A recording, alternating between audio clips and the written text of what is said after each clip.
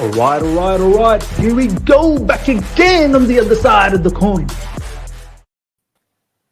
I love it. Every time I see my intro come up, Jonathan in the background, dancing up and down. It's the best way to start. Ladies and gentlemen, we're here. Probably our first proper preview. I don't think I've done any previews over the pre-season. So this is brilliant. The season has kicked off. The squad is here. We've got Tom here as an addition, which is going to be brilliant to have a conversation with.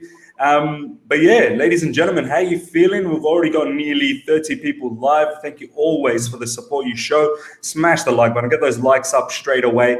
And if you're here for the first time, subscribe. I'm really, maybe less than 200, maybe 150 away from 7,000 subscribers. So get that goal. Hopefully we can try and reach as close as possible in this stream. Before I do shout out to the live chat, I want to introduce my panel. It's a new season. It has to be done. I'll start things off with someone hasn't been in the channel for a little while, but I'm pretty sure you'll see a lot of this season because it is a superb season that we're going to have. Tom, my man, how you doing? Oh, mate, thank you so much for having me back on. I absolutely love being on this channel. The community carried me through last season, and it's a new season, new vibes, new feelings.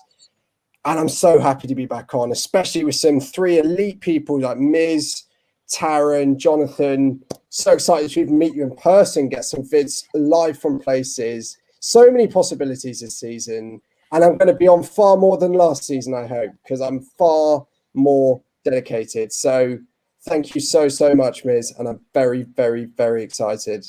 100%. You've already got some fans over here. Harvey De Silva over in the man, the myth, the legend. There you go. Some fans flocking in for you in this channel. This is good to see.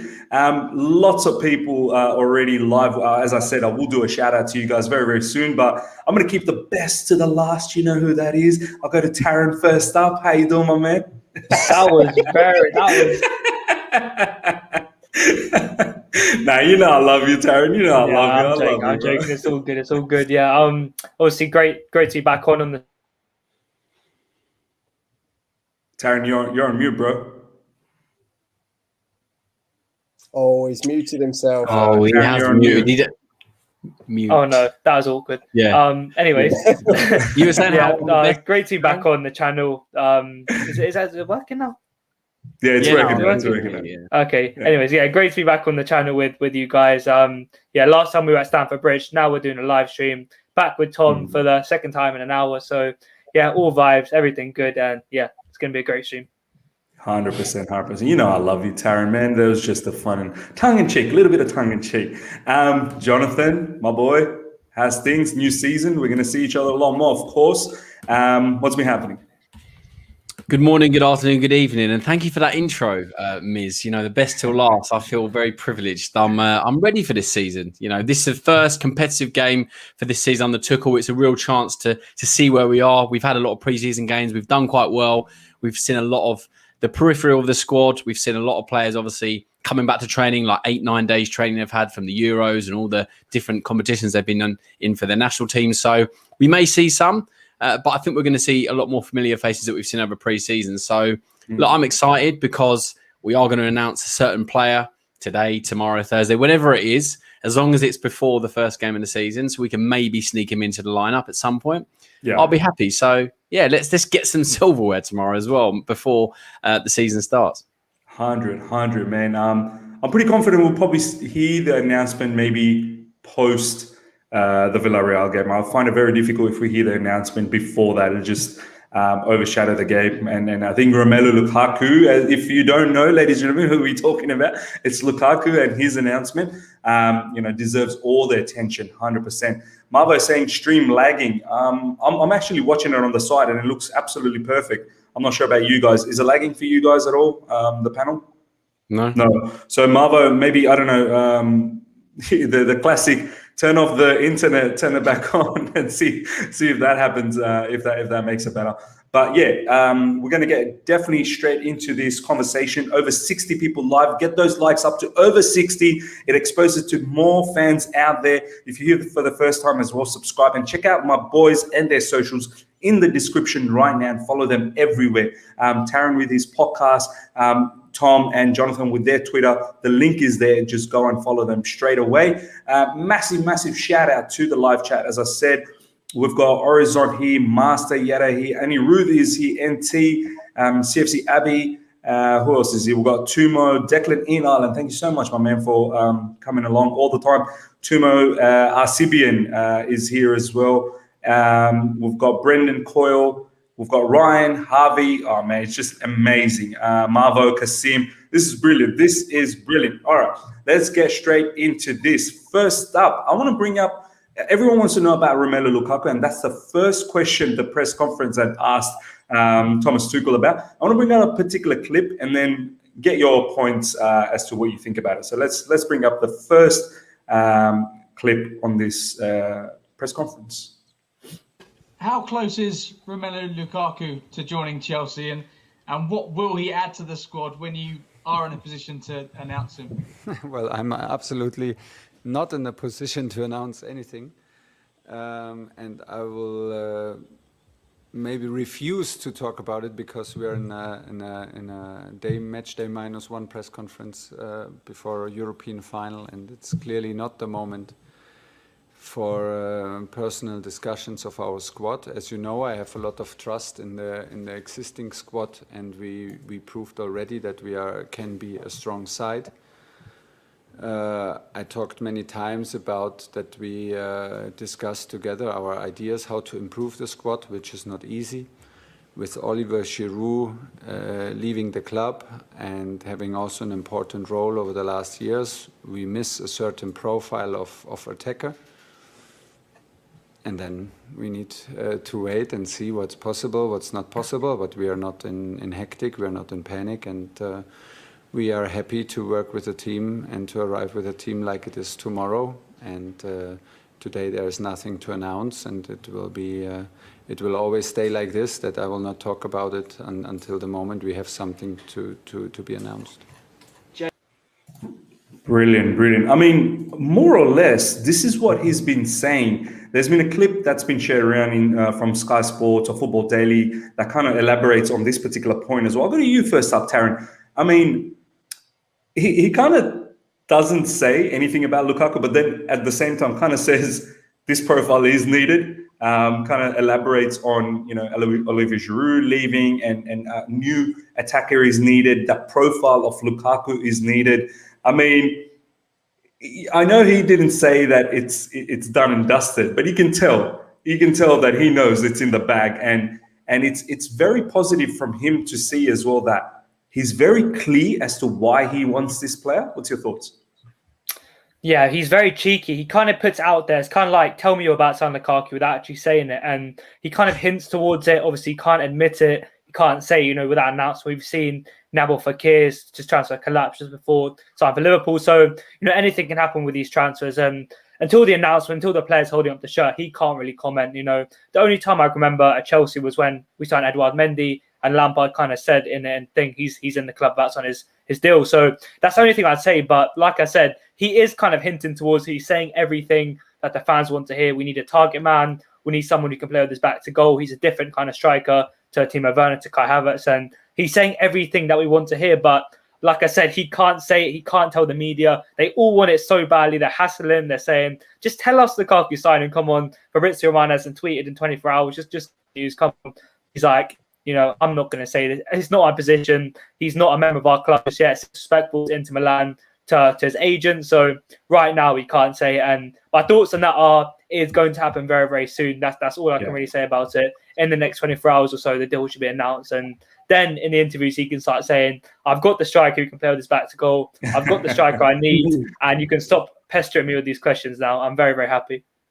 100%. The boys as well, I've not really heard from you guys. Obviously, I've seen tweets, how excited you are, but not face-to-face really heard how you truly feel about this particular signing. I'll go to you, Tom, about this first up. How excited are you? I mean, are you a bit torn between Lukaku, Holland, or are you okay that they're just as good as each other and we've got ourselves a supreme striker anyway? Well, I think on Haaland, it wasn't going to happen. I think Dortmund are one of those clubs where if they're not going to sell, they're very, very, very difficult to negotiate with. And I think Inter, we could see their weakness. I know the Zhang family are wanting to remove money from the club after Dali and Yifang. They had a very bad collapse and they almost went to liquidation. So I think Lukaku was always going to be more likely. And then, the media have taken us from Lukaku to Haaland, back to Lukaku. So for me, I think he's the perfect man to get. I think he's got all the right attributes. He's got Premier League experience. He scored 25 in a campaign. Typically scored about 15 in a Premier League season. And when I tell you that we've had, I think, one striker since Drogba who's scored 20 in a Premier League season consistently, Lukaku is going to be the man that's going to get us even 15. And I think when I said one striker since Drogba since 20 consistently, I think we actually only had one player that's hit double figures in the Premier League 2 seasons in a row. And that tells you that we need a striker that is going to bank and rely on goals.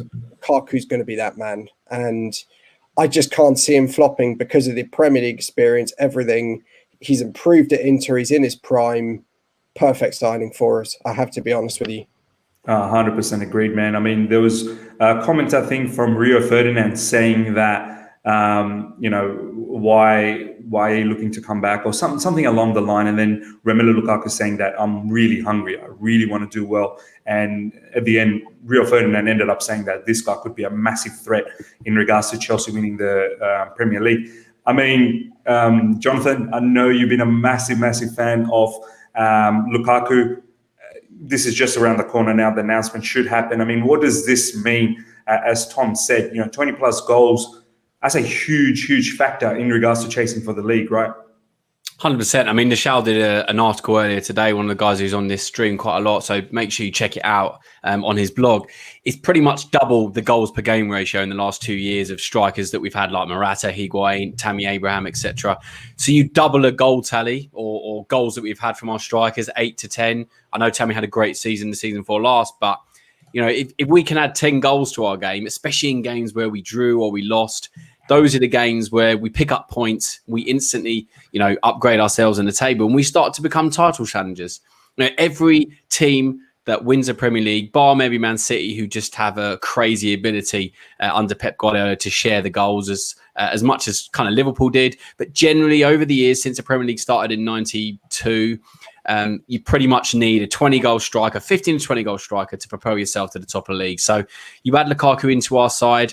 We got 20 of 29 expected goals, that lovely statistic I go on about since Tuchel started.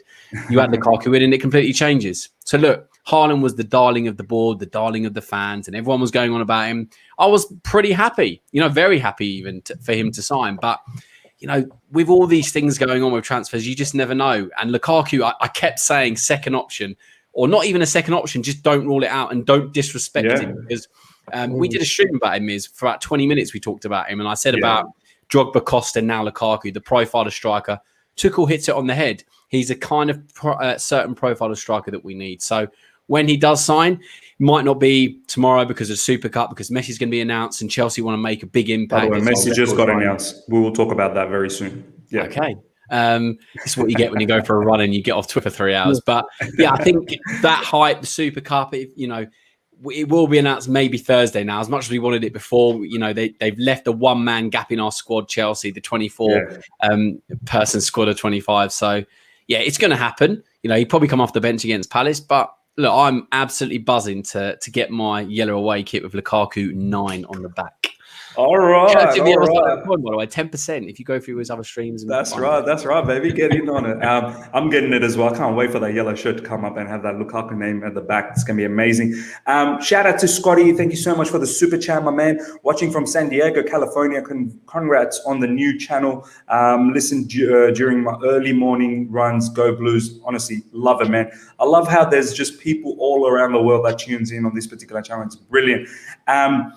Let's have it, because the live chat's been informing us that Messi has been announced. Let's have a quick look at this. I won't be able to give you the audio of it because I actually literally need to download it, but at least we can see it as a group, how this looks like. So Paris Saint-Germain, a new diamond in Paris, I believe, PSG times Messi. Let's have a look how this looks like, and then we'll get the boys' quick thoughts on this. It's just a 2 year, we were +1. So +1, I think. Yeah, I think 2 years +1. I mean, just quickly before we get back into our match, just quick down around the grounds, Taryn. I mean, if they don't win the Champions League now, I think they'll be absolutely disgusting. But at the same time, it's not about individuals. It's about a group. That's what we shown last season as well. Yeah. In all honesty, I kind of want to see them. I want to play them. I really do want to play them. And I also want to ask each and every one of you guys as well. Have you guys watched Messi live? That's one of my dreams. If I could once watch him live, honestly. Seems like time's running away as well. But I have seen him live for Barcelona when Arsenal beat him 2-1 about 10, 12 years ago. My aim was to see Ronaldo for Madrid, as Messi for Barcelona, as a lot of people wanted to see Messi for Barcelona in the camp. Brilliant. Karen, what do you think, bro? Well, first of all, just very state, I haven't seen Messi live, very unfortunately. But that announcement video, I'm sorry, that is so disappointing. That is so disappointing. Honestly, I want to see. Real. Nah, it just felt like Jonathan said, like a FIFA 23 trailer, like with Messi on the front. Yeah. It's 23? really disappointing. It said 23 there.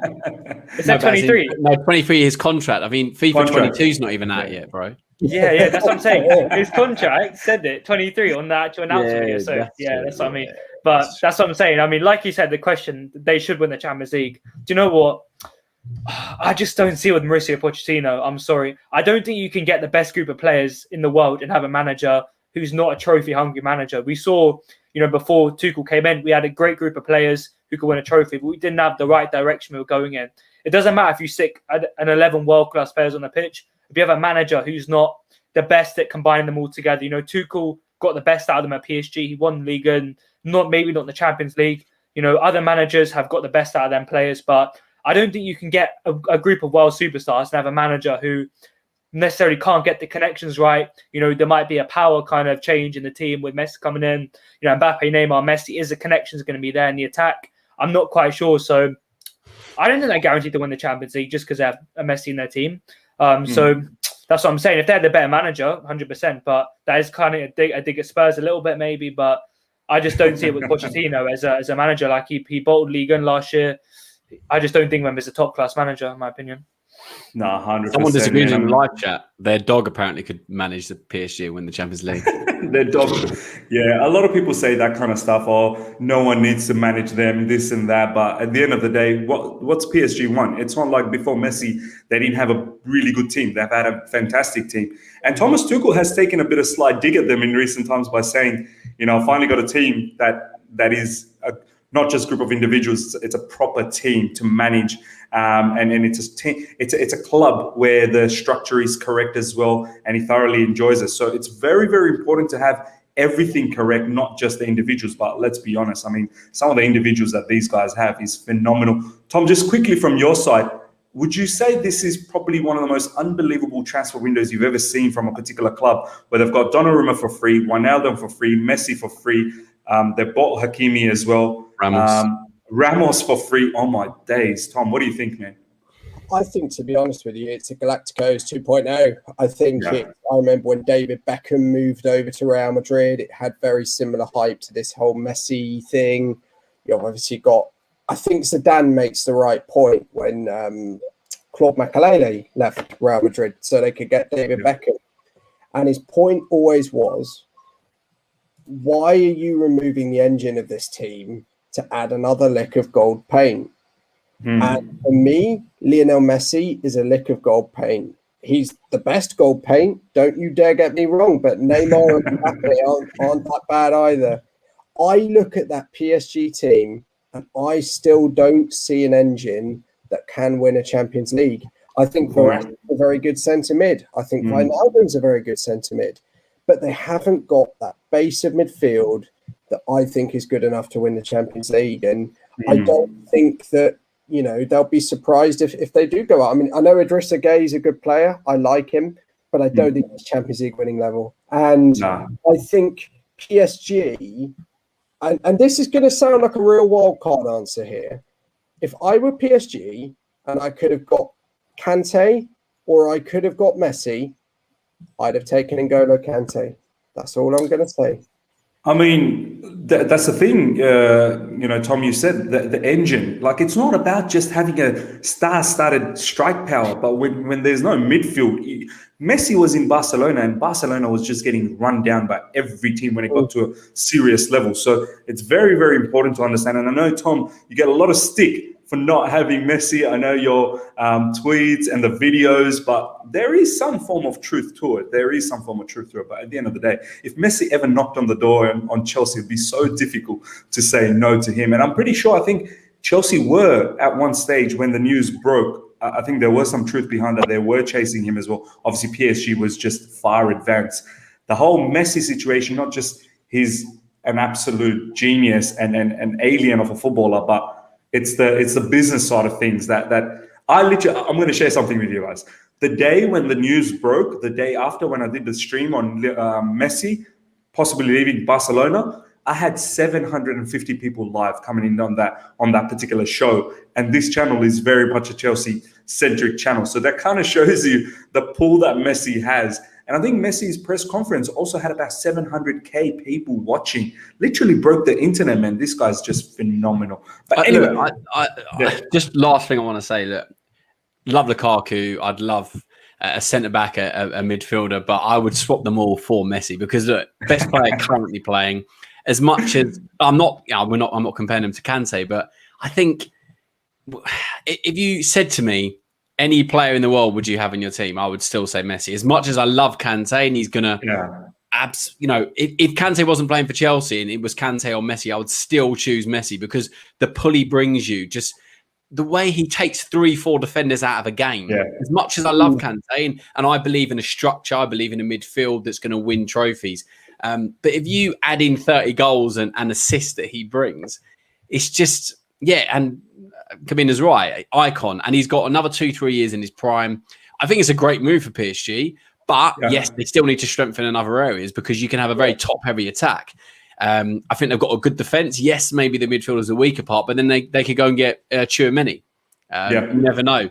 Because they clearly don't care about FFP. They've been doping via Qatari for so long. So who knows? They've got all these players on massive wages. They could go and get them. They've still got time. So, look, Messi, I'm still in shock that he's left Barcelona. It still doesn't feel a bit real that he's gone to PSG. But Barcelona shot themselves in the foot by offering him such dirty money for this long.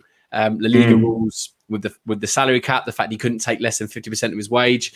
So, Barcelona and to an extent Messi have ruined his chances at staying at Barcelona. I think a lot of people are pointing the things at Barcelona, but if he wasn't bringing in £125 million before tax for the last 3-4 seasons, maybe they'd have been able to afford him for the next 2 seasons. So it's not just all on Barcelona, in my opinion. He's taking 35 million net from PSG. I know the rules are different on tax, but it's not all on Barcelona. It's quite a lot of it's on Barcelona.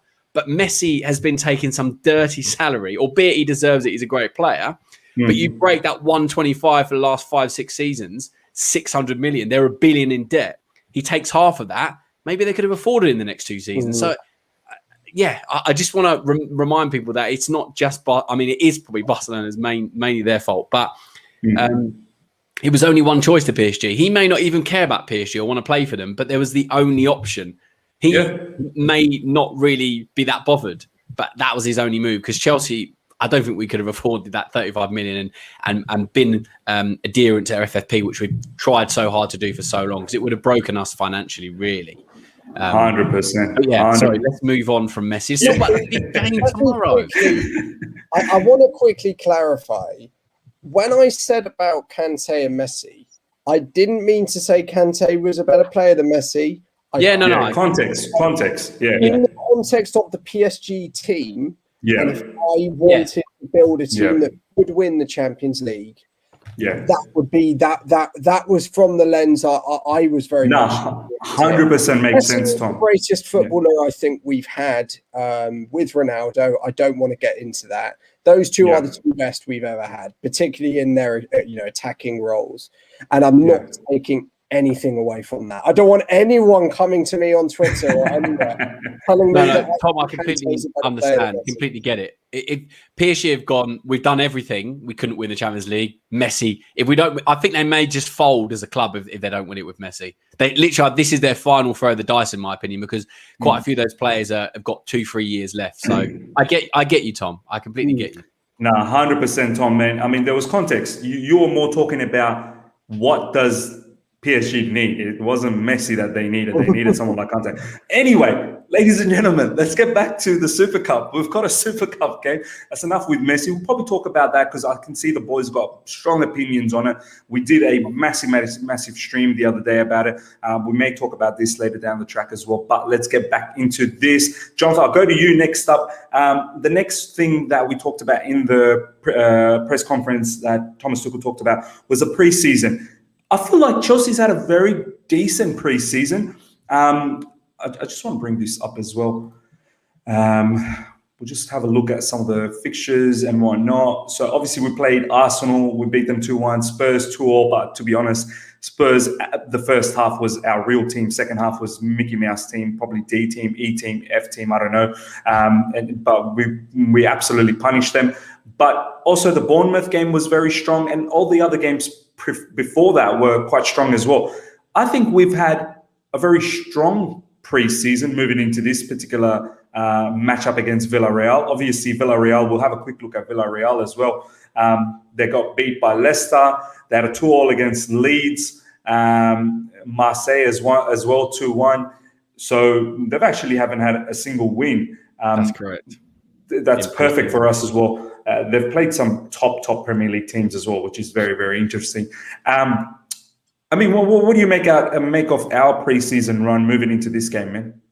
I'm pretty happy with it because, look, as Thomas Tuchel said, it was demanding. It's different because of all the times, all the players that went away to so many different competitions. We had probably most of our squad away, and we had the loan army. So I think it was like 42 players. I think Tuchel mentioned somewhere that we had. So he said it's been demanding. He said it's been challenging.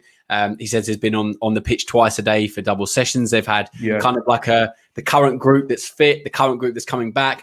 So to mishmash that all together, I think he's done pretty well to keep us competitive, to get some minutes in a lot of the legs, to give us a little bit of a glimpse at some of the players of the future. Because like the Chalobah, like the Broja, I think we were all pretty excited with them.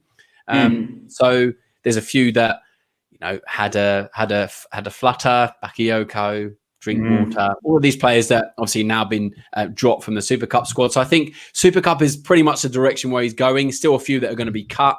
We've heard about Chalobah, who's probably going to go on loan now as well, following Broja yesterday. So yeah, he pretty much said, look, we did the best we could. We've arrived as best we can for this important match. And that's the thing. It's so early on for some of these players that we need in our team that have such key roles. But we need to win a trophy. And he's saying the focus is on this. And I completely agree with him because I play we'll go into our teams later, but you've got to kind of go with the players that are fit, that have been playing, because you can't throw in someone who's barely fit and risk injury, because it's a long season ahead. We've got the Club World Cup, 50 games or so we're going to play. So yeah, I think he's done well. And as ever, it was just nice to listen to Tuchel in a press conference. He talks so well and he just makes you go, this is the manager of my club, and I'm happy and proud for him to be there. So yeah, I'm buzzing after listening to him. 100%, man. I love as well equally the way he speaks in the press conference, and he's mentioned as well that yes, it is a large group. He's never experienced this, but he said that it was interesting because a lot of players came in and it felt like they were part of the club straight away because they've been around for so long, so they understand the club very well. So it wasn't very difficult. Tom, I want to now ask you the next bit of conversation that happened in the press conference was the Chelsea expectation. It was a very interesting question because the interviewer was asking him, well, where do you go from here? You've won the Champions League. Like, that is as top as it can get in terms of club competition. But I love the way, Thomas Tuchel elaborated that, yeah, fine, we've done it, but we need to keep doing it. We need to keep winning. This is a serious game that he wants to win. Obviously, he's looking forward to the Premier League as well. I love that about him, that he's just hungry. He's never satisfied. So what do you feel the Chelsea expectation moving into the new season? So many things to play for. What are you expecting as a fan? I was about to start talking on mute there. For me, right, I think that it's still very, very clear what we've got to do. I think we're not consistent enough in league football. We're nowhere near winning the Premier League, or we weren't as of the end of last season. And I think even though we've won the Champions League, I don't think you can look at it and say this team is complete in that sense. Like possibly we could in 2012, because everybody in that team had won the Premier League before, had won everything there is to win. So I think the Premier League and domestic success has got to be our first kind of checkpoint. And I'm sure Tuchel, even if he's not saying it, is very, very much aligned on a scraping of fourth place, losing on the last day is not going to be acceptable again this season. I said it last season. I said comfortable top four in a cup run. I think I said a cup, comfortable top four in a cup, I said, and we got the best cup of them all. But, you know, strictly speaking, I think we really, really need to be moving away from top four races now. I think we can be competitors in Europe again. And I would love nothing more than us to get to the deeper rounds. And I was thinking about this today, doing my predictions about who could challenge us for that crown. And I seriously think we could do it again. And I'm not saying that to be kind of arrogant or anything. I look and I think Man City and probably PSG, if they do butt their act together, are probably the two clubs that would challenge us, if that's the case. So yeah, I mean, I think there's lots and lots to play for this season, so much to play for. And some people will find it harder setting goals after winning the Champions League, but we've got to remember not to expect too much. We're not going to go winning the league by 20 points because we're champions of Europe. We just want to see development on the league front because we haven't seen it for too long now. Yeah, no, absolutely well said, man. And this is something that I want to continue now with Taron as well, because Thomas Tuchel was then asked about Chelsea transfer business and whatnot. Obviously, Lukaku is just around the corner, but obviously it hasn't been official as yet. And Thomas Tuchel, when asked this, he said, "Look, I'm not tensed at all. I'm not pressured at all. We still have a decent squad." I know Tom said that we do need to add quality. We 100% do in certain areas. Obviously, Lukaku, maybe in midfield as well. We've let go of Billy Gilmore. We're looking into getting Jules Koundé. But Thomas Tuchel was quite quiet about the fact that we need to understand that this is a very strong squad. Yes, we add a few things here and there, but he mentioned it that even if he wasn't getting a new player, as he said, I'm not pressured, but if I wasn't getting a new player, he was very confident that this current squad, almost a year's worth of experience under him, well, just a tad, I suppose, about 6-7 months experience. He was saying that players like Ziyech, Kai Havertz, Timo Werner, and the likes, they were going to get better and better this season. So, I mean, we do need to understand that this squad is not that bad. It's still very quality. Obviously, you add a few things. I mean, how do you look into that, Taron? I mean, are we proper title challengers? Obviously, now we're getting Lukaku. But even if we didn't get Lukaku or the likes, do you feel that the squad could have done something in terms of challenging, at least, probably not win it, but at least challenge? Listen, when Thomas Tuchel came in, if we look at the table from the minute he took charge at the end of the season, there was only I think a 5-point gap to Man City, and that's not a lot. Obviously, the first half of the season was a big benefactor to us only getting top four compared to a title race. If we have a full season with Thomas Tuchel, a Champions League win in his first 6 months, you never know what could happen. Honestly, it could have been crazy this season. We can't forget, this is a squad of very young players. They're going to develop each year. Each year, they're going to take different experiences and take different kind of journeys and develop themselves even more. We have players like Mason Mount, Hudson-Odoi, Timo Werner, who will just get better and better. So it's not like to say that we have a team that aging, they're going to, use that season and just, decline. It's just going to go up from here onwards. So obviously that's not going to guarantee us a Premier League win next season. That's not going to guarantee us definitely what we need to kind of feel secure. We need a number 9 who's going to put the ball into the back of the net, who's going to be that main focal point, the Chelsea striker, as it's so called. And yeah, I think to cut the gap, when we played against, I say, the smaller teams last season, your Aston Villas, your Southamptons, your Leeds away, we needed someone who's just going to put the ball into the back of the net, who's just going to win us the game, who's not going to take anything else, who's not going to use their, inexperience at times, and who's going to be that focal point. And now we are about to have that. So, yeah, I understand this team maybe is not going to be title challengers, but they're just going to get better. They're just going to keep developing. And Yeah, but I think we needed Lukaku to come in and be that guy who's going to kind of narrow the gap. But like you said, you can't underestimate this team. The Champions League winners are just going to get better. It's a world-class team, in my opinion. Since Thomas Tuchel's come in, there's been a small gap between us and Guardiola. And yeah, it could happen very, very soon, even if we don't sign Lukaku, which we probably will. Yeah, man, 100% agreed, man. It's a very quality squad. We need to understand that Lukaku just makes it better. But even without Lukaku, it's a very strong squad. I'm just glad that we're getting these new signings in. Next one that I want to talk about, I want to play a clip, which was a very interesting clip that I thought we need to talk as a group. And I'll go to Jonathan about it. It's about Thomas Tuchel being asked about new arrivals and what does that mean to the group. And I really wanted to hear from a manager's point of view what that means and how certain players react, because it is good to understand that it's not always about let's just get X, Y, Z. You do need to understand the chemistry within the team, and you don't want to tinker with it too much. So let's see what Thomas Tuchel had to say about this. I think it's good for any squad if players with a certain quality and attitude. But at the same time, I think not everybody's happy if, for example, I am a defender and a big player arrives on my position. I'm maybe not fully convinced about this arrival, or not only happy about it. And I think that this can be pretty human. So we have to take care about this. And it's not only about collecting players and collecting talent. It's foremost and maybe most important about attitude. What can somebody bring to this group? What kind of character, what kind of profile do we add to this group without disturbing them, and at the same time still keeping everybody on their toes and not make everybody feel too comfortable, where it can be the so-called comfort zone where you maybe cannot reach your top level again. So it's always a mix between the two. Keep everybody on the front foot. Keep everybody like in a bit of a state of insecurity that everybody has to really fight for his place, but there must be a realistic chance to fight for your place, and there must be a role in the team for everyone, and this is the most important. And if you can have everything, then it's the moment maybe to bring somebody.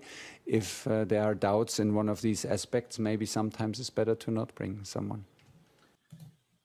I mean, Jonathan, I love the way this guy speaks. I love the way how he breaks things down. So balanced, so understanding, literally educating the fan base that you need to understand when it's needed, when it's not needed. You know, you need to keep the players on their toes. You don't want them to get too comfortable, complacent, but at the same time, you don't want to have too much competition as well, because that's bad as well. I mean, what do you make of that particular, commentary from Thomas Tuchel, which was, honestly, I found that very, very insightful. Such a deep thinker. It's, as I said earlier, it's just incredible to listen to him speak, because he just comes across so well spoken, and he clearly, with him and the board have spoken over the summer and gone, look, we need to address these areas, and what can we do to make sure that we keep the squad competitive, like he said, but improve us. And I think if you brought in another striker, maybe, like a Haaland or a Lukaku, the players are going to go, look, massively behind that. It's going to improve us. He's going to score goals, and it's going to make Werner, Havertz, and all the other players in those positions, in the forward positions. I think even the wingers are kind of at threat because of the way it's going to kind of adjust the team. Everyone's going to think, wow, we've just signed Lukaku, 97.5 million, a proven goal scorer who's going to come in and clearly score goals. If I want to play, I need to butt my ideas up. So I think that's where he was going with that. I think he is pretty human, and it is going to keep them on their toes. I mean, especially the defence last season, where he switched it up quite nicely. Even in midfield, I think when Kante was playing so well, when Kovacic then came back from a few games injured, he then came back and had to make an impact. So we had the competition quite nice last year, but it was a bit condensed in terms of numbers. So to add in a striker that is going to do so well, in my opinion, it's going to keep someone like Werner go, well, tomorrow night, especially if he plays. If I don't score, might play against Palace, but am I going to play much longer? Even Havertz, as much as I love him, I've always been someone who's backed him. If you don't score and you don't perform in these games, you're going to look over your shoulder and think, might not play next week. So obviously there's a balance of that, and I think Tuchel knows that. And I think the way he spoke, I'm reading the quote as we were listening to it, it's just, incredible. You want the right type of insecurity so that the players are going to give their all. I love what he said about that. The right type of insecurities. So it was absolutely fantastic to know that. I mean, even some of the players, Mendy said it. I think there's some quotes about him saying he makes us feel like a team. Everyone understands their position and that they are vital to the setup. So look, 23 players or so, they may not play every game, but they are going to be vital for the entire season. And looking at this Super Cup squad, I think most of these players are going to be. So we can't play the same team every week. We're going to need to tweak it every so often. I'm just in awe of that response, to be honest. 100, man. Tom, I'll go to you to talk about the squad, because next up, Thomas Tuchel was asked about the large group. We kind of talked a little bit about it, but two names that popped up specifically in the press conference, and he said about Trevor Chalobah and Ruben Loftus-Cheek. Obviously, we've already seen players like Conor Gallagher go on loan, Armando Broja, top loan, I feel, at Southampton, that he's got. Did we have any other loanees go? I know we've sold quite a few. I know Conor Gallagher's gone, Armando Broja's gone. I don't think there's any other players that have gone on loan at the moment, have they? We've sold a few. Oh, Gilmore for Norwich. Those are the main ones, I would say. Those are the main ones. So, Tom, I want to ask you, he singles out in the press conference talking about Trevor Chalobah and Ruben Loftus-Cheek as being two that, out of this large group that is obviously in this particular squad, that's travelled to Belfast for the Super Cup. I mean, I know Ruben Loftus-Cheek is a bit controversial. I know Jonathan's got a different opinion. Karen's got a different opinion. I would love to hear what you have in regards to that. I have a different opinion. Initially, it was Tino Angerin, but he's now been replaced, and it's Ruben Loftus-Cheek. But let's start with Trevor Chalobah, Tom, first, and then I'll hear what you have to say about Ruben Loftus-Cheek. Trevor Chalobah, I think Thomas Tuchel really rates this guy, and there's some quotes that's been floating around saying that he has specifically told the club not to sell this guy, and that he thinks Trevor Chalobah has a good chance of promotion next season. What's your thoughts, man? I was really impressed with him in the two pre-season games against Arsenal and Spurs. I think he did make a couple of errors, and I think I do have to say that. I'm not saying he was perfect, but I think Trevor Chalobah was absolutely excellent. The one thing I would say that the guy has lacked in the last few years, he needs a loan spell at an upper championship, lower premiership club where he plays week in, week out, because he was at Ipswich for a while. Last year, I forget, he was at Lorient, wasn't he, in France? Lorient, yeah. He's a far better loan, but I would like to see him play in one of the real heavyweight leagues at a slightly higher up club. But I must say I was extremely impressed with him. He appeared really unfazed, but a really good ball player, ball playing centre half, especially in the three. I completely mirror what Tuchel says. I think next season will be a perfect chance for him. I think this year might have come slightly too early for him, but the way the pre-seasons worked with players coming back from tournaments, in some ways that's played into his hands, because there's been no Christensen, no Thiago. Zuma's been in and out because he was in the France squad, was he? I can't remember. Yeah, he was. He was in the France squad, wasn't he? So yeah, it's been the perfect pre-season for him, and I think he should get a really, really good loan deal. Yeah, man, 100%. This is the comment, apparently, from Thomas Tuchel, and Nizar has put this out. Thomas Tuchel has told Chelsea not to sell Trevor Chalobah at any cost, and that he will strongly consider promoting him from the loan group to his squad next season. This is huge. That's as big as you can get in terms of getting the manager's backing. The other player, I'll go to Taran this time. The other player was, obviously, we talked about Ruben Loftus-Cheek. Seems like he's made it to the squad. In the provisional squad for the Super Cup, he wasn't there. He's made it. Taran, I still think he's going to get a loan, man. I really do. I don't know how he gets to continue I know this is very controversial. Live chat. We've got nearly 300 people, 280 live. Smash the like button, get the likes up to well over 200 straight away. You guys are enjoying it. You're hanging about. You're always hanging about. You're always watching us. So smash the like button. Helps the channel out a lot. Directly correlated to the growth of this channel. Exposes to many other fans out there. So go out there, like and get the likes well over 200. Share it as well. And also, if you're here for the first time, subscribe. Check out my boys and their socials in the description. Literally, the link is there. You don't need to do anything. Hit the link. It will take there. Follow everywhere. Taryn, my boy, Ruben Loftus-Cheek, going back to him. I just felt like I saw a bit too much of Tino Anjorin in that cameo against Spurs for me to say that's the future now. And it's sad for me to say this about Ruben. I think he's a fantastic player. I'm just thinking the time is sort of running away, and maybe a loan where he can have an electric loan, perhaps then he can come back. I don't know. Some are even saying, what's the point of even a loan? Like, let's just sell him now. I mean, what is the point of a loan? What's your thoughts, Taryn? Yeah, I mean, it is quite a sensitive topic in the fan base, I'll say, Loftus-Cheek. I mean, we all have definitely seen him in 2019. That is a very plain comment to say. We've seen how good he can be when he's in confidence, when he's completely fit, when the manager has backed him fully.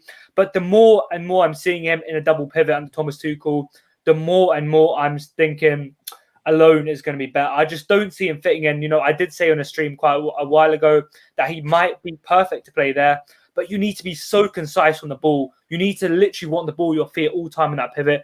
That double pivot conducts the whole team. They both need to be so comfortable on both feet, passing left, right, long passes, short passes. They need to have the urge to pass the ball. And Loftus-Cheek is not that kind of player for me that I think in that position. I just don't see it in my thing. He's better as a double eight, in my opinion, with a CDM behind him, where he has a license to bomb forward with the cover of another, DM behind him, with a link up of a left wing out wide with another striker, with a striker to play off to make them late runs into the box. I mean, that is perfect for Loftus-Cheek. And even in the Tottenham game, I didn't even realize he came on. And I was watching that live, obviously. I didn't realize Loftus-Cheek came on, to be completely honest, with that kind of comment. But it's sensitive because I think Lazio would be perfect for him to go under Maurizio Sarri, play alongside Milinkovic-Savic, Luis Alberto, play alongside Lucas Leiva, Ciro Immobile, really get back to his best for another season. Yes, he went on to Fulham. You know, he had a decent loan. He's always come out and said in interviews, it was a great loan for me. I played consistently, but that's not good enough for me. That's not good enough. He needs to be playing week in, week out, every single game, with a manager who trusts him massively. Scott Parker, I'm guessing, didn't rate him massively. And I think another loan, then the season after, we could really be talking about Loftus-Cheek playing in one of the 10 roles, even in the pivot, because, a loan that at Fulham, I don't see him fitting into this team. But then it does take us back to the argument. We've lost Billy Gilmore. We've lost Conor Gallagher. We've lost Lewis Bate. We might have to if we can't get Tchouaméni. We haven't had many serious links to Tchouaméni recently. Obviously, before, Dan McCarthy was saying that it could happen. But right now, it doesn't look like we're going to go for Tchouaméni.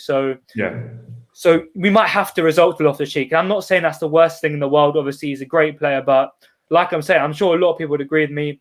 I just don't see him as a double pivot player alongside Jorginho, alongside Kante. There's not really many combinations, and I prefer. I just don't see it happening. That's kind of what I'm trying to say. Tino Anjorin. There's talk about him being the fourth midfielder, but again, I don't see him as being a double six player as well. So it's a really sensitive topic in the fan base, and I just think another loan would really set him up for next season. I don't want Loftus-Cheek hang around the reserves, hang around the subs, playing here and there. It's not going to do anything good for him this season. He needs to be playing week in, week out and developing back to the explosive, amazing, technical gift that Loftus-Cheek was. And I just don't see him doing it this season, unfortunately. Yeah, man. It looks like the live chat kind of agrees as well that this squad, where do you fit him? It's just too difficult. It's too difficult to fit him. And he's at a stage where he needs to play. One odd game here and there is not going to do any good for him. I know he wants to stay, but maybe go out there and have an explosive season elsewhere. Germany has been touted around. Thomas Tuchel still believes in him, but maybe Germany is the place to go where Tuchel will get him to expose to the style that Thomas Tuchel plays. So it'll be interesting to see. Just quickly as well, before we go to the Tammy Abraham, which is the last bit, Thomas Tuchel talked about the new arrivals that sort of recently came in terms of Mason Mount, Chilwell, Thiago Silva, Emerson, Jorginho. It was quite, straightforward in the sense that he expects them not to really be part of this particular, definitely not in the starting 11. They may get some minutes depending on how the game goes. But Thomas Tuchel said it's a serious game. He's not going to be making, odd changes at halftime, literally a second team. He's taking this very, very seriously. So he's been quite, straightforward about the fact that these boys have just come back 8 days ago. So it's a bit too early for them to play at, this particular match at this level. So we'll have that particular thought in our mind when we do the formation very, very soon, the lineups, which will be very, very interesting. So I'm just setting up the live chat that don't get angry if you don't see one Mason Mount in the team and Chilwell and so on and so forth. It's just purely for the fact that they've not played enough games for them to warrant a start yet. They may start, I don't know. Now, the last thing in the press conference before we get into the Villarreal analysis and obviously the lineup and the formation, Tammy Abraham was popped up. I'll go to you, Tom, about this and once we play the clip. So let's have a look at the clip and then we'll go to Tom about this Tammy Abraham situation. Not comment on the actual situations, how far this is, and if it's true or not true. Tammy is right now in the squad. He did some good preparation matches. He was clearly not happy with the last half a year, and maybe he has reason also not to be happy, and maybe it was also my fault not to push him, not to trust him on the same level I trusted maybe other players. I can absolutely understand that he wants more minutes. So the decision will be, how do we plan? What are Tammy's plans? Does he fight his way back into the team from the position where he ended last season, or does he want to change the club for having a better chance to be a regular starter, which I can absolutely understand. And this is the situation with him. It's quite a normal situation in preparation until the transfer window is closed. And Tammy is one of these players where we constantly evaluate the situation and adapt to the needs. But for tomorrow, there are no news now. He is available. He's in training today and available for the starting 11 and to come off the bench. Tom, it's quite straightforward to me that I think Thomas Tuchel definitely doesn't fancy this player. He really doesn't. Even the way he's talking about it. I mean, he respects his position and whatnot, but he's mentioned that obviously Tammy might not have been happy with the lack of game. He was also saying maybe it's partly me, trusting others over him. It kind of reminds me, I played this clip of Jose Mourinho a few days ago in my stream when we last sold Romelu Lukaku. And Jose was saying the reason behind selling Romelu Lukaku was that Lukaku wanted to start. He was not motivated to be competitive against others. He wanted to start. He wanted to lead Chelsea. And Jose said that, my man, that's something I can't offer you right now. This is Chelsea Football Club. Like, there are some brilliant strikers. I believe at that time there was Eto'o and a few other players as well during that time frame. And obviously after that, Diego Costa came in. I mean, what do you make out of all of this? And obviously he's linked towards Arsenal, Roma. Personally, I want him to go out and challenge himself and go to somewhere like Roma, because I feel like Arsenal, I don't really know whether they're really going to be challenging for much. What do you make out of all of this Tammy Abraham situation that's happening? So first, I'll say I appreciate Tuchel's honesty. I think he said it as he's seen it there. He's not tried to beat around the bush. He's not publicly criticised the player, I don't think. And I respect that. I think with Tammy, there's a lot more than what sees the eye. And the first thing I'll say, Tammy has been a bit part player in the 2 years he's kind of seen at the club in the first team. The Frank Lampard season, then the Lampard Tuchel season. And the Lampard season, people remember his goals at the start of that season, people forget the fact he hardly featured after Christmas, and he barely featured after Project Restart and lockdown and all of that behind closed doors. And that very much happened again. I think at the start of the new season, he played quite a bit, but then it kind of was simmering down a bit. And then Tuchel came in, he got some chances at the start. Then he was out of the team pretty much after that Barnsley game, if I remember correctly. So I think it's first up, I'm going to say, I'll put it out there, I don't think this is driven by Thomas Tuchel and a dislike for the player that I think is a grouch. I don't know if that's the right word, or a kind of, I don't know what sort of word that was, but I don't think it's a sort of grudge that has come in over one player and one manager, to be honest with you. I think it's a move that was in the making for a little while. I think in terms of him, there have been 3 clubs he's been linked with: Roma, Arsenal, Atalanta. For me, Atalanta should be by far number 1 for him. Champions League club, they play attacking football. I think the thing with Atalanta, Tom, is that Duvan Zapata is staying now. So, I agree with you. But I think clearly they're interested in the player, and they have the money that I know they got rid of Papu Gomez. So I just want to put it out there that I think Atalanta, the expectation's not too high, but they play the best football. They're in the best competition, and they probably at this moment are the best club of the 3 that have been offered to him. I think I was saying this on the previous stream with Taran and Ankit that I think too few English players take the plunge and go abroad. And I think it's easy when there's high quality football around the corner to go, do you know what? My family are here. I'm here. Why do I need to go to Italy and learn a new game? But I think that adds something to a player that you don't just get. And for me, I can see why Tammy might sit there and say, my family are Arsenal fans. I was an Arsenal fan. Arsenal is the club. For me, I think he's got to do Roma, and he's got to replace Edin Dzeko. He's going to start. He's going to be in a massive club, biggest stadium in Italy. Jose Mourinho as well. Jose Mourinho. Yeah, I mean, with Mourinho, you have to remember that the guy's not got a great record with young strikers. So I don't want to go, you're playing for a titan and a tactical genius at this time. But I think for me, Roma should be the club he looks at, and a new league, a new place to develop. If you had to ask me what I think he will do, on the other hand, I think he might take the easier route and go for Arsenal.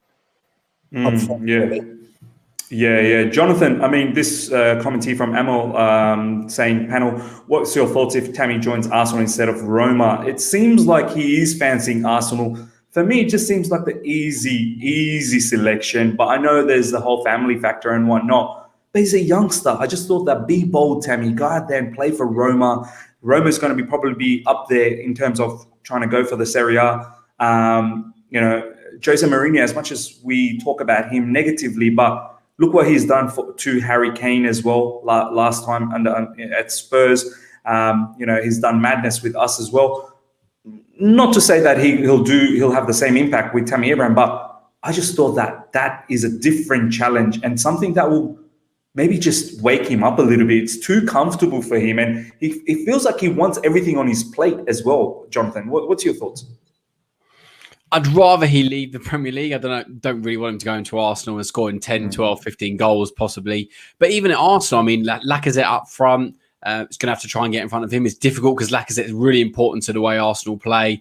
Abraham's a completely different striker. You've got Aubameyang on the wing who does occasionally play as a striker. So it's not like he's just going to walk into the Arsenal team. Where if Roma do sell Dzeko, which it looks like he will, or he leaves for Inter Milan, he will probably slot in a lot easier there. They've got quite a few wingers. I think El Shaarawy's still there, a few other like Mkhitaryan, etc. But I think he would probably play more there. It is a different kind of league. It's different football. I just would rather him go abroad. Why strengthen, even though Arsenal are not, in my opinion, a direct rival right now, why strengthen someone? He could hurt us next season if he gets into some form. So, yeah, I'd rather him see him go abroad, a couple of good seasons. And yeah, Mourinho, I'm undecided. I don't really know where he's going with this Roma team. I don't know if they're going to challenge. I think they'll be obviously Champions League contenders next season. But yeah, I just think for him as well, he needs to play every week. And if he speaks to Arteta, if he speaks to Mourinho, or for some reason Zapata does leave Atlanta, that's kind of a real long distant third option. But I'd speak to Arteta, I'd speak to Mourinho and go, what's your plans for me? How much are we going to play? What kind of system are you going to play? Are you going to play to my strengths? Because if you're just going to put the ball in the box constantly, I'm not really with as much respect as possible. Abraham is a certain type of striker. He still needs to, in my opinion, physically fill out. Yeah. Is he going to do that under Arteta? I just feel like Mourinho may have a plan for him. He's not going to spend £34 million on a striker where Roma are a bit tight financially. Yeah. If he's not going to play him. So speak to the managers, see the plan, and then make a decision. I think it's, I think he's earned that from a very good first season. Last year, okay, a bit frozen out. He's not going to sign a contract. So no harm in him. Into confirmed Dzeko, so Roma are even more of an option. So yeah, I just feel like he's got to do what's right by him. Chelsea, loan to buy, how the installments are paid. I think that's going to come into it a little bit as well. So yeah, I'd rather him go Roma, but let's see. I think Abraham's got to make that decision, and I think Tuchel is more than happy to let him go. 100. All right, ladies and gentlemen, let's talk about Villarreal now before we go to the lineups. We do need to talk about this opposition. 310 live right now. Smash the like button. I believe it's about 10 p.m., 10:08 p.m. in UK, all over the world. I think it could be in the afternoon, I believe, in the American sort of region. Obviously, early morning here in Sydney, 7:08 a.m. We are worldwide, ladies and gentlemen, worldwide. 310 live. Smash the like button. Let's get the likes up to well over 300. You guys have been enjoying it. It's even going to get better and better. And you do want to stick around because once we do the lineups, that's when it's going to get really tasty. So smash the like button. Subscribe if you're new. 7,000 just around the corner. Check out my boys and their socials in the description right now. Taryn, I'll go to you first up. Villarreal, my man. For me, we better beat these guys, Taryn. We really do. They've beaten Arsenal last season in the Europa League. They've beaten Man United in the final when Man United probably was outright favourites. They're not any slouch. Don't get me wrong. I just want to bring up the La Liga table as well, just quickly. I think they finished seventh, 58 points. I mean, for a club that particular size, I think that's fairly okay. I still think we have too much class. We should be taking care of the businessy. We need to be beating them. I don't want to get into that trap of, Arsenal got beat, Man United got beat, and then we get beat as well. If we beat them, one, bragging rights over them. Two, Super Cup. Like, what a way to start the season with the silverware, what it means for the football club, what it means for the lads as well. I mean, Taryn, what do you have to say about Villarreal from your, the recent sort of things that you've seen with Villarreal? What do you expect in this particular match, man? Yeah, I mean, Villarreal, they're definitely not a team that we should take for, absolute prisoners who just expect they're going to be an easy walkover. They do have great players. Unai Emery, yes, he had a very poor spell in the Premier League with Arsenal, but he is the king of the Europa League. He is great in European competitions, whichever club he's managing, apart from Arsenal. And yeah, I think he has a good kind of tactical system going on with Villarreal right now. They're a good counter-pressing team. They don't play boring football. They like to play with a lot of the ball, typical Spanish football. But if you look at their recent pre-season games, I'm going to kind of roast Villarreal a little bit here. They played Leeds very recently. They drew 2-2. Very, very poor from set pieces. Extremely poor. Like when I say poor, I mean League 2 quality poor. I mean defending on transition when they lose the ball high up the pitch. Within a second, a team could be in behind the defence very easily. Their counter-pressing was very good last season, but very, very lethargic this season. Literally, they have 3-4 players who get towards the ball, then it's so easy to play out their press. So, recently their recent games have been very poor. They're missing some key players. Danny Parejo, their signing last season from Valencia. Their key anchor man in the midfield has been injured. He's not been playing for them recently. I'm sure you guys must know Francis Coquelin. Previously of Arsenal, he's unavailable. Etienne Capoue, previously of Watford and Tottenham, he's not available for this game. So is Juan Foyth available? he is available, and he had a great Europa League final against Man United. A great game I think against. a lot of attack comes from his area, from his side. He's great. He's great at driving out with the ball. At Tottenham, I really didn't think he was going to be a great player, but he has really come leaps and bounds, and he could be the key player at the events. But yeah, recently, like I said, they played Leicester. They lost 3-2. And when I say they decimated in the space of about half an hour, they completely lost all their bearings. They let Leicester constantly get in behind, keep possession, and they had nothing. So yeah, they're missing key players for this game. They still have Gerard Moreno. They still have Raul Albiol. They still have Alberto Moreno, who's actually been very good considering how he was at Liverpool. He's been very, very good for them. And they have looked very, very poor in pre-season. But let's not think they've been poor in pre-season. They're going to be an absolute walkover in this game. It's never like this is a one-off European game. Anything can happen. The flick of a switch, they can absolutely turn on. So I'd say be wary of them, but we need to be confident that we can get behind. Be good from set pieces. Rudiger needs to be looking at that and thinking the areas he can get in there. Thiago Silva, if he's starting, whether it be Trevor Chalobah, they all need to be looking at these areas, especially in midfield. Jorginho, if he's starting, Kovacic, if he's there, to look at play out that press, because once you get out a little press midfield, you're already in behind the defense, and then you have Timo Werner, Christian Pulisic, Mason Mount to score the goals. So I say the boys are going to be analysing this very well. They're going to be seeing the weaknesses, and it should be an easy game. But like I said, it's a European game. They have some key players still there, and it could be a shock. But yeah, I think they've had a very, very, very, very, very, very, very poor preseason. Yeah, man, you're absolutely right. The set pieces is something that I'm really worried about in regards to Villarreal. Tom, I'll go to you. I know you need to bounce as well straight after this, so let me know what your thoughts are in regards to Villarreal. You've done some sort of research as well, analytical research on them, so let us know how you feel about this particular match. Yeah, so I did have a look up at Villarreal's tactics, and I think probably because I saw their tactical sort of profile is very different to Emery at Arsenal and his teams before. I mean, I think I was expecting Emery to play very much a pressing game, a very kind of aggressive football, because I thought that was very much the way he played. Seems to me he's very much taken Villarreal out of the Diego Simeone playbook. Very much a 4-4-2. Very much a game where you got two banks of four. You want to get in those half spaces. You want to cover up any gaps. And that's all well and good. And it's won them the Europa League, because in European football, if you can do that effectively, you've got a great chance of winning tournaments. And Chelsea, to a degree, did the same thing. But it only works if your defense is confident and you're actually covering the half spaces. You're covering the two banks of four, and the opposition aren't getting in behind. And as Taron was saying, pre-season for Villarreal has been a car crash. It reminds me of Chelsea's pre-season, I think, in 2010. We have a bad pre-season in 2016, rather 2015. So you would think, unless Villarreal get a lot of confidence and they somehow have managed our tactical setup and they know how to break us down, I would be extremely surprised if they cause us problems. The only thing I would say is if we're not inventive enough, we're not fit enough, and we're not quick enough, there is a chance this game could end 0-0 or they could just on the break, because Gerard Moreno is a very good player. They've got other good players. They've got quality players in that midfield.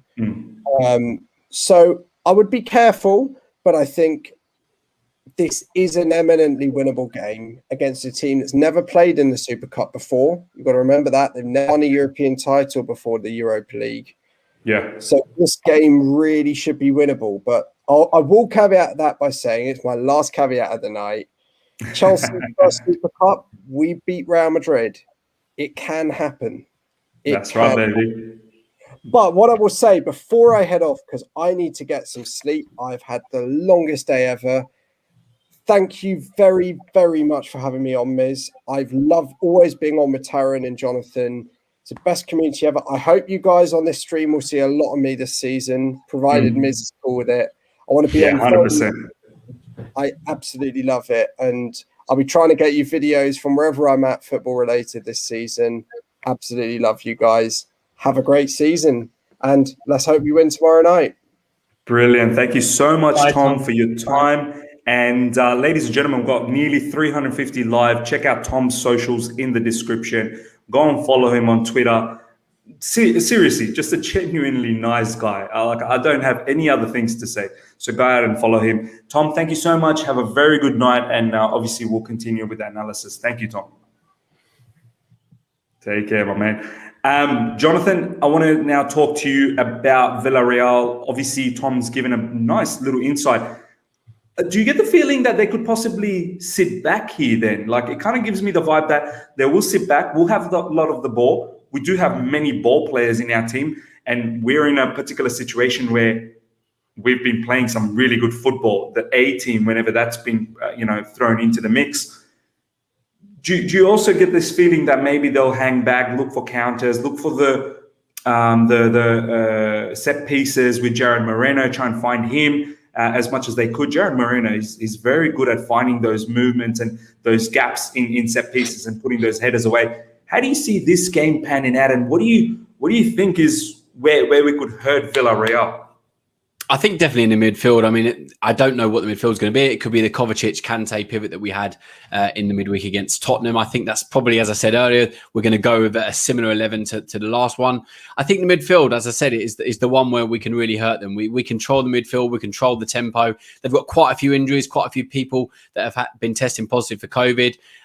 So yeah, I really do feel like that. If we control the possession, I do think Villarreal are going to sit back. I think they're going to try and counter on us. I wasn't impressed from them against Man United. I didn't watch much of them last season, if I'm honest with you. I watched a couple of Europa League games, but not massively impressed. I don't think Emery's got everything that he wants from the team. I know he's made a few signings.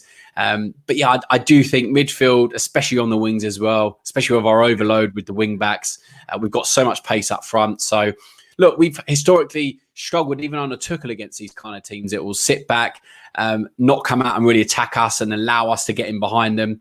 So yeah, I think we could struggle to an extent, but this is why an early goal will be so important. If we can get one, it would really help propel us because they then have to come out and play. So early goal makes it a lot easier. Otherwise, it's going to be tough. It's going to be a nitty gritty game, but we've got way more quality than them. So if you look on the face of it, Chelsea should win this game. To look at their midfield, I mean, Danny Parejo's injured.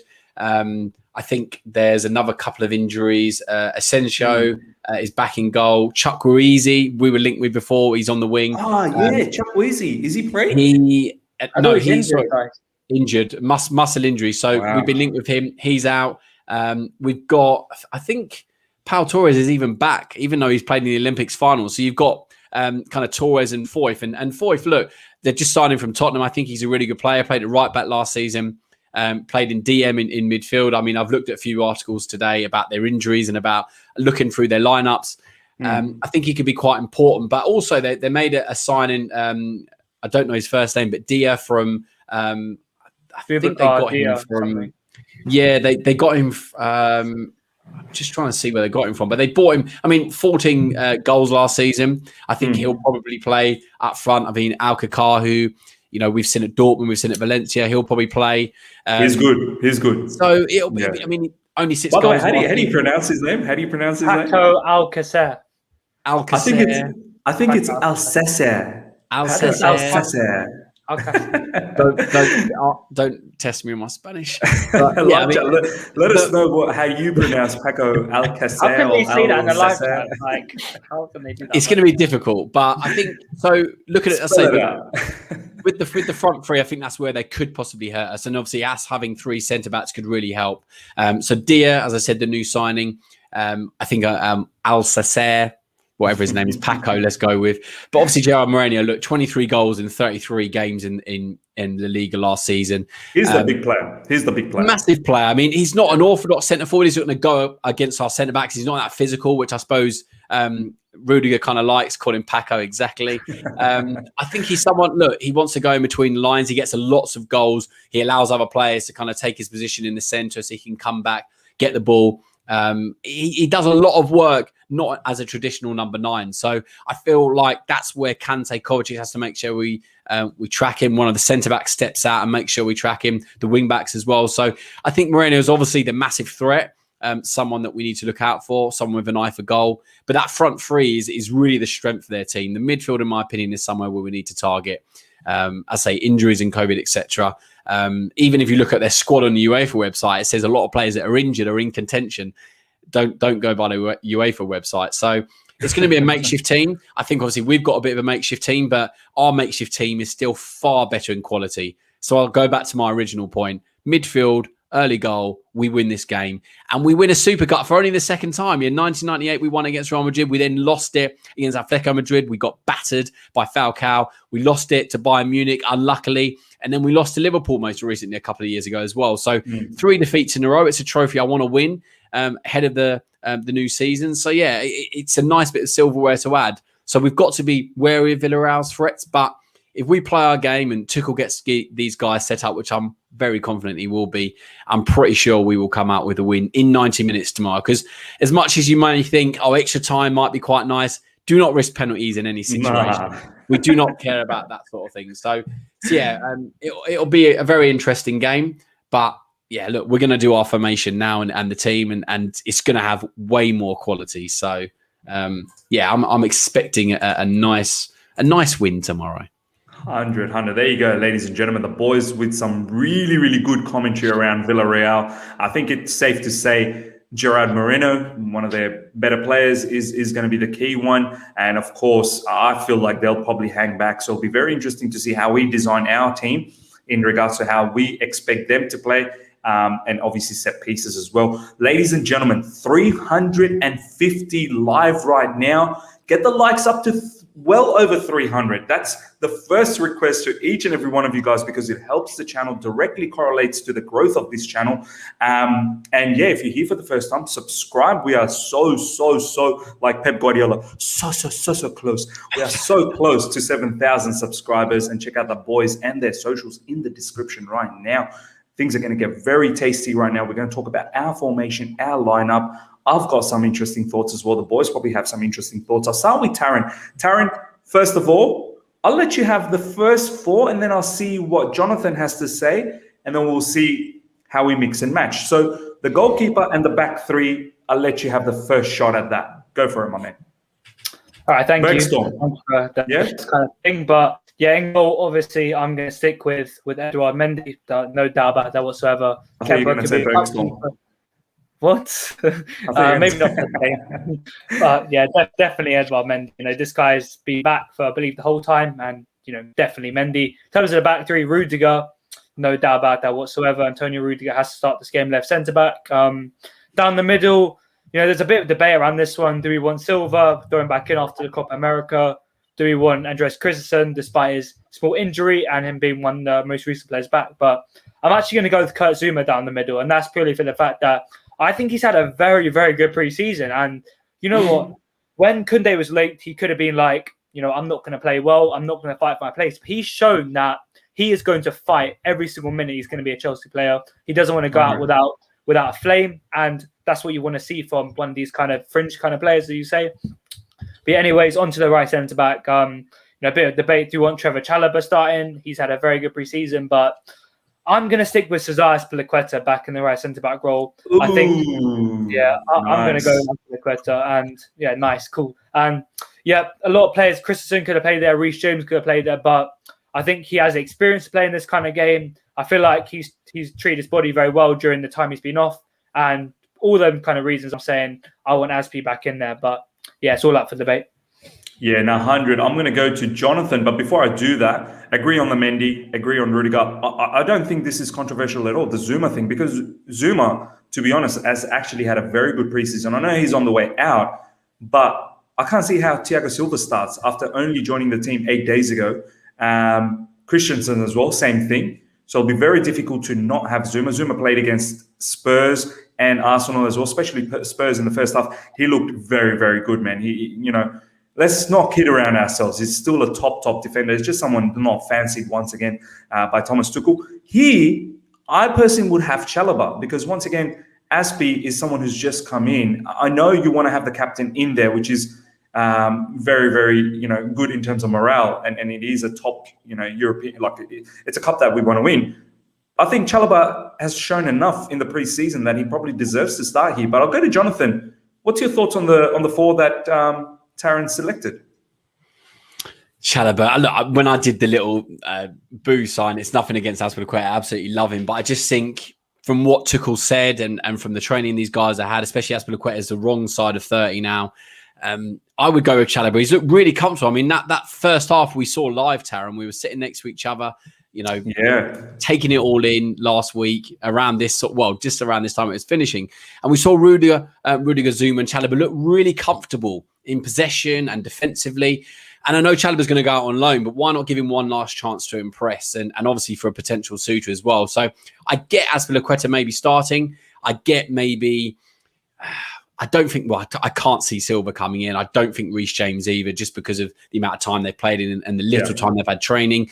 So, yeah, I just feel like, as Joe said, he deserves it. And I think Tuchel... Why mess something or why change if it isn't broken, and why risk someone in defense? Jonathan, Tuchel rates him. 100%. And he said, obviously, we saw the comments earlier that he didn't want him to be sold. So maybe he'll bring in someone like Azpilicueta, Reece James. Yeah. But I would go with Chalobah. I think he deserves it, and I think it'll be nice to see. And King Amish, by the way, when he said earlier, great memory to remember all the names. I just want to highlight that. I don't know if you've been sarcastic or not, but I'm better with Chelsea names, if that's make you feel better. But this back four I'd be more comfortable with. So no disrespect, Taron. I just think, we've got to go with the players that have played more minutes, I think. I strongly disagree with that. Look, at the end of the day, Taron, you got your three boys there. You got your three boys. We're going to take Chalobah here. We're taking Chalobah. Yeah, the two sides of the coin. This is exactly why we're here, Taron. Other side of the coin. So thank you. You know what, Taron? I'm just saying, I get it. Yeah, it's a Super Cup final. I just don't think it's a game where you should give someone their last hurrah before they go out on loan. I understand he's had a good preseason. Put in your captain who you can rely on 100%. Simple as that. But Taron, do you think he's had enough sort of... You do realise how long are you going to play Aspie for? You think he can last the whole 90 minutes? No, that's what I'm saying. I don't expect him to play the whole game. Tuchel even said it. He doesn't expect any of these players to play 90 minutes in this game. So I would expect Aspie to start and maybe bring on Chalobah, bring on Christensen, and bring on even Reece James there, just to rotate in the 70th minute.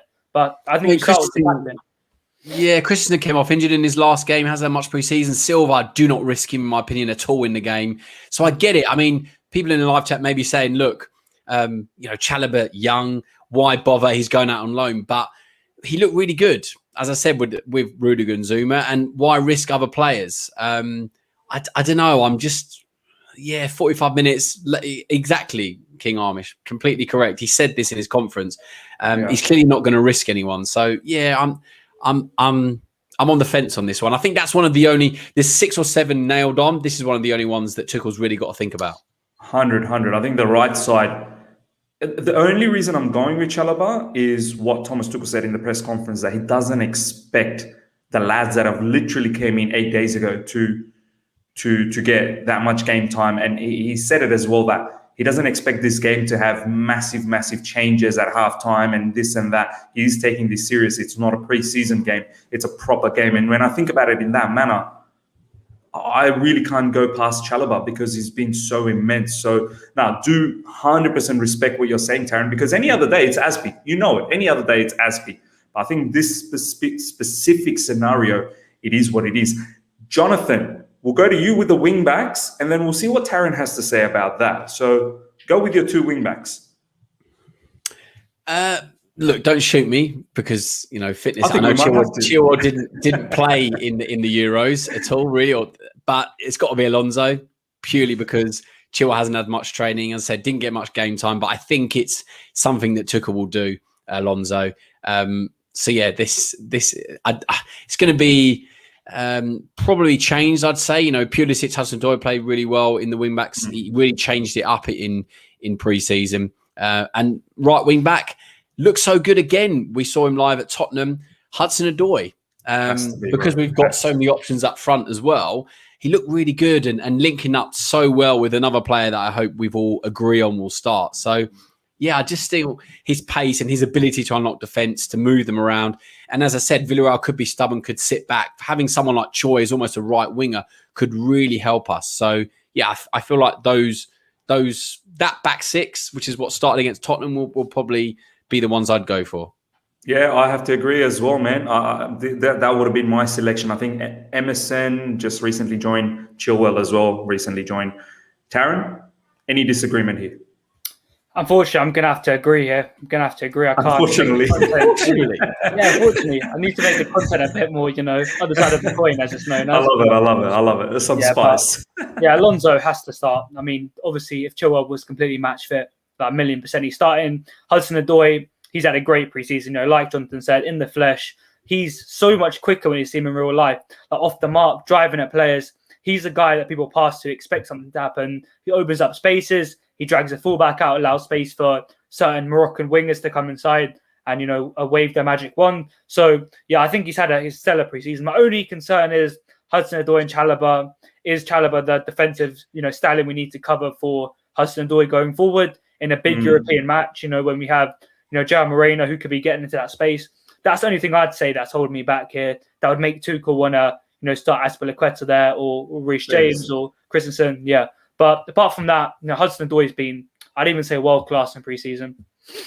Yeah, no, completely understand what you're saying, Taryn, man. But yeah, once again, Cho and Alonso seems to be the selection as well. Yeah, the Chalobah thing, if Cho does go on forward, I'm confident defensively he's all right. A lot of people in the live chat saying Kante's injured. Is this true? I don't know if this is about. Apparently, he limped off and then he came straight back out of the tunnel within 2 minutes. So Adam Newson put that out there. So there's nothing concerning with Kante apparently. Okay, as Adam Newson actually put out a tweet. Yeah, he put something out. Yeah, type in Adam Newson. He put a tweet out saying Kante walked down the tunnel. Then 3 minutes later, he put out another tweet saying he's come back out. So no worry. So yeah, it's just precaution. I think that was what it was from what I read on Twitter. I've just been on it now. So yeah, I don't think there's any issue. Oh, this one, yeah. N'Golo Kante putting the fear of God into everyone. Cho doing a bit. N'Golo Kante sparks brief injury fee. Let's see what this has to say. I mean, he was out there. He came back out. So I think I don't think it's trolling in the live chat. I think it's genuine. But yeah, I don't think it was. I mean, you would have thought he'd say it in his press conference today when they asked about people. So that was after the press conference, I think, their training. Yeah, you're correct. Yeah, you might be right. Yeah, I mean, don't risk him. Obviously, in my opinion, if he does have an issue, because we certainly don't want an unfit Kante. But yeah, that's interesting. That's another caveat to I think we still have to go with the fact that he is going to be fit. I think we have to go on that view that he will be fit, because I can't see enough substance to the fact that he will be injured. Yeah, let's see how this develops. But this further tells me we need a midfielder, man. We need a midfielder, because this is the same sort of situation that's been played out last season, where maybe we just need to accept the fact that Kante is going to have those niggly injuries here and there. It's just the caliber of player he is, the way he, uses his body so much intensely, and he is getting to the latter stage of his career. We probably may see, I don't want to, but we may see those niggly injuries, and this is where we definitely need a new midfielder to come in badly. I'll go to you, Taryn. I mean, do you now keep Kante in the team? I mean, I think, look, I'm going to lock in Kovacic, because he's played most of the games in the pre-season, because he's been there for especially Arsenal and Spurs. What do you do over here? You still put Kante, or I really don't know who else to put? Yeah, I saw a comment from Jack Zadrovac saying drink water, but yeah, I don't think he's not even in the squad. Yeah, exactly, guys. So that's just wanted to address the live chat, but I just don't think anyone else can step in, and that brings up the fact about we need a midfielder desperately. Like, if Kante gets injured, what do we do? If Jorginho and Kova are playing 2 days, through 2 games every week, what are we going to do that? But Kante, I did see a tweet saying he's fine, he's fit for the game. So yeah, I'm going to put Kante in there obviously for the game. I don't see Loftus-Cheek and Kova as a very balanced pivot. I'd say man. They're both drivers. They're not really, we don't see Loftus-Cheek being a deep line playmaker like a Jorginho. So yeah, but that is a electric pivot. We've seen it. Atletico Madrid second leg. We've seen it. Big games. Them two perform to a great ability, and yeah, but it's going to be electric either way. 100. Jonathan, I'll let you have the first dig at the front three, and then we'll see if Mr. Taryn, he's fired up. Let's see if he fortunately disagrees this time. But Jonathan, what's your thoughts on the front three, man? Main man up top, Kai Havertz. It has to be him. It's like a fluid striker. I want a fluid front three tomorrow. I don't want to see kind of a fixed position. By the way, do you want two up top with one behind, or do you want? I'm happy with this, to be honest, because the next guy I'm going to pick is going to drop back. It's a guy that, if he scores tomorrow, I'm sure one of the guys on the stream is going to go a bit mental. Ziyech, in my opinion, has got to start just from his performance against Tottenham alone. The fact that he's looked one of the sharpest in pre-season, obviously because of other players as well. We're coming back from the Euros. Mount's not, in my opinion, in contention to start. So Ziyech and Hudson-Odoi and Ziyech look really good on that right-hand side. We've got the strength of the midfield as well to help us. But yeah, with Havertz, who was drifting to the left, to the right, and allowing Ziyech the time and the space. On the left-hand side, again, this is pretty much the same 11 as Spurs we've gone for, I think. I would go Timo Werner just because, again, pace, and again, Mount, etc. Pulisic doesn't get a shot. Go Pulisic. Yeah, you could maybe go Pulisic here. I think I just have a feeling Werner's going to start because Tuchel wants to give him the chance before someone like Lukaku comes in, maybe see how he plays. Could very easily be Pulisic, but you could also put Pulisic at left wing back and go really attacking. So Pulisic could very easily get into this lineup, and I'll be very happy to see him left wing back, to have two really attacking wing backs in a game like this. And as I said, against a possible stubborn side and a more defensively minded side, Pulisic and Hudson-Odoi would cause unbelievable amounts of damage if they were left and right wing back. So don't be surprised to see Pulisic left wing. Very, very low percentage chance he'll start a left wing back, but yeah, Werner or Pulisic. But I just have a feeling he'll give the nod to Werner, purely because of his pace, and obviously Havertz likes to drop deep. Pulisic isn't going to go in behind and be more central, whereas Werner will. Ziyech will be the one that drifts around. Hudson-Odoi will then overlap. So you've kind of got that most positions, and these players play quite nicely with each other. So that's the three I'd go with. Let's see how Taryn, unfortunately or fortunately, disagrees. Taryn, before I get to you, the reason I kind of agree with what Jonathan said in regards to Timo Werner, Ziyech and Havertz. That's probably the more natural selection off the back of what we've seen. But here's the twist. I feel Villarreal will hang back. And when that happens, I don't know if that's a good situation for Timo Werner. He doesn't really like defenders really behind his back. There won't be too much space. And I really like the whole ideology of Pulisic in those situations where he can wriggle out of situation. And it's going to be a fluid front three anyway. They're going to be going this, they're going to be doing that, at times where Ziyech comes in here. So it's going to be very, very fluid anyway. I think Pulisic might have a bit of a shout, but what's your thoughts, man? That's exactly what I was going to say, is that if we started off the game with Christian Pulisic, and then when the game starts to open up later on, say we go 1-0 up, Villarreal start to come on to us, then we bring on the really pacey Timo Werner to get in behind their defence. But I like what you said. Yeah, Villarreal, against the big teams, they do like to drop in a low 4-4-2. So that kind of says if there's a centre-back man marking Timo Werner, a big left-back 1/4, really aggressive, is there enough space for him to operate? No, but I just want to address quickly the point that Jonathan made about Pulisic playing left wing back. I said that can only happen if we have Jorginho playing there to kind of, anchor and cover the space. But I don't see two attacking fullbacks and two kind of, I say, roaming DMs and Kante and cover. But that front three, I'll agree. But the only thing I would say is drop Ziyech in behind the front of them and make it a 3-4-1-2, 3-4-1. Yeah, that's it. And then Hudson-Odoi would kind of be a wide winger there. Yeah, exactly. And it's kind of be like a 4-2-3-1 kind of formation in possession.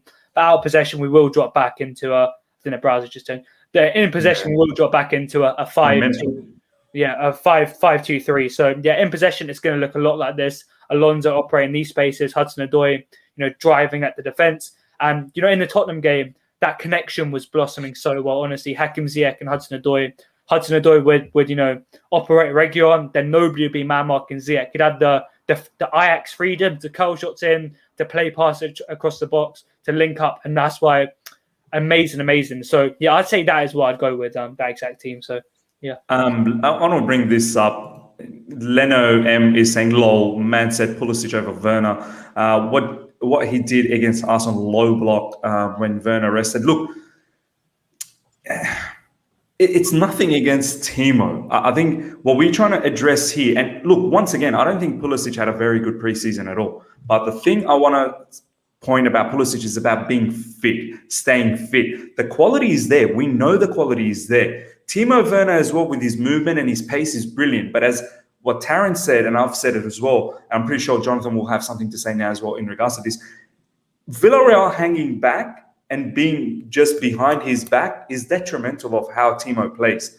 Timo likes that space and that movement, and he can very well create that by dropping deep and then allowing people like Havertz to take care, and Alonso can attack those areas. So Timo could manipulate those situations anyway. But I just think maybe Pulisic in those scenarios, in the tight spaces, let's face it, Timo is not great one-on-one dribbling and all of that. His close control is not the greatest, whereas someone like Pulisic is good. Yes, there's question marks on Pulisic's final third situation as well, but look, it's something we can go either way, either Werner or Pulisic. But Jonathan, let you have some words on this as well before we move on to the score prediction and whatnot.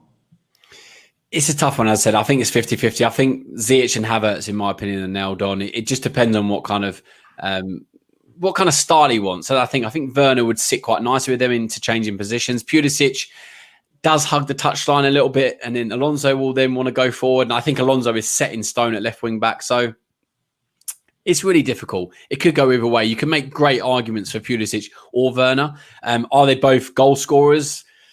Werner's supposed to be, hasn't been as much in recent times, but who's going to cause the most damage?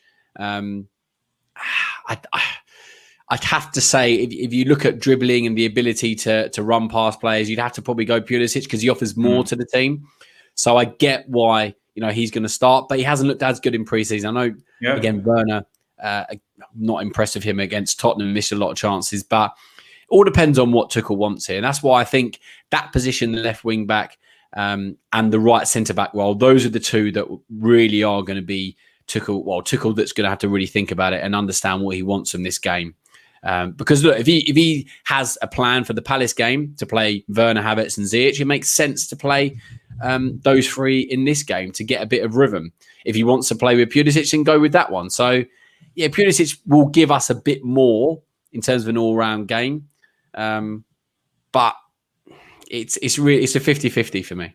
Yeah, I have to agree. And this is what Taryn's been saying as well. And this is why the two positions in contention is that right CB and that left inside forward, sort of that 10. This is where is the biggest sort of competition at the moment, because no one player has absolutely nailed it down. Every other positions, I think we are very much in sort of agreement that this is what's going to happen. Ladies and gentlemen, that's the lineup that we've come up with. Mendy, Rudiger, Zuma, Chalobah, Aspi in contention. We don't know. Alonso, Kova, Kante, Kalamantan-Odoi, Ziyech, Havertz up front, Pulisic, Werner. Once again, we just don't know. It could go either way. Let's go to the boys to slowly wrap things up. We still got over 350 of you guys live. This is unbelievable for such a late night stream at UK, especially.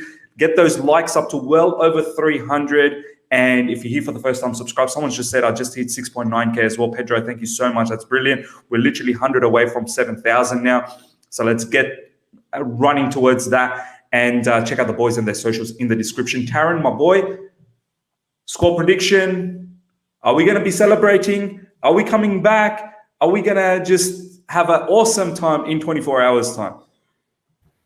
Yeah, I've made some very, very bold predictions on this channel, and every single time it has come back straight like eggshells, everything, the full cake on my face. But I'm going to actually stick to my guns. I'm a confident fan. I'm going to go with a 3-0 win to Chelsea. I think we have everything we need to beat Villarreal against a low block. Obviously, we'll like Lukaku to deal with some of the defenders, but, you can take what you're given.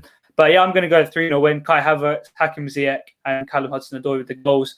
I don't expect Villarreal to infiltrate our defence very well. I think our midfield will dominate them. Too much pace, too much strength, too much dribbling ability, and our attack is absolutely potent right now. So 3-0 win. Yeah, 3-0 win, Bluesville game.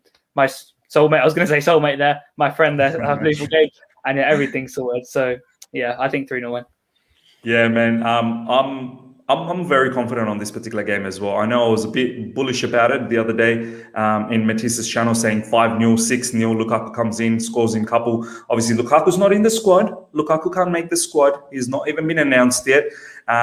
So, you know, that's that. But we still have too much quality. I still think, players like Ziyech especially, who'll be pulling the strings in the middle. And I can picture Kai Havertz scoring. I can even picture Ziyech scoring himself.